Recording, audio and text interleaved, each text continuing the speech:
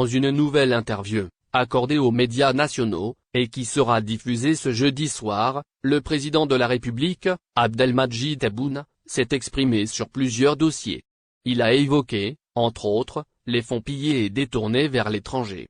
Lors de cet entretien, le président Tebboune a déclaré que près de 20 milliards de dollars ont été récupérés à ce jour.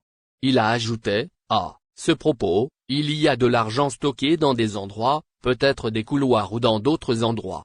Pour le chef de l'État, il n'est pas possible que certains possèdent un avion privé et d'autres se lèvent à 5 heures du matin pour aller chercher un sac de lait. Par ailleurs, le président Tebboune a indiqué le rôle de la numérisation dans la lutte contre les fraudes. Nous devons utiliser la numérisation pour savoir quelle famille a un revenu. Le jour viendra où la numérisation sera présente et où la chose cachée sera révélée, a-t-il souligné.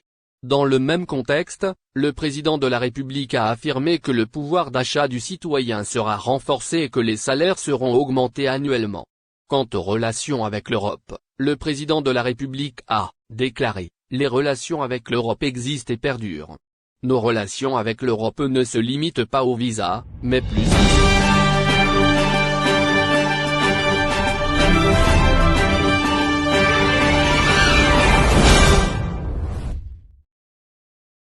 L'ex-directeur de la résidence d'État du Sahel, Hamid Melzi, a été condamné ce jeudi par tribunal pénal de Dar el Beida, Alger, à une peine de 3 ans de prison fermée, assortie d'une amende de 398 millions de dinars. Le représentant de la société à action pour l'investissement hôtelier a été condamné à verser une amende de 872 millions de dinars. Par ailleurs, l'entreprise chinoise, spécialisée dans les travaux du BTP-CSCEC a été acquittée.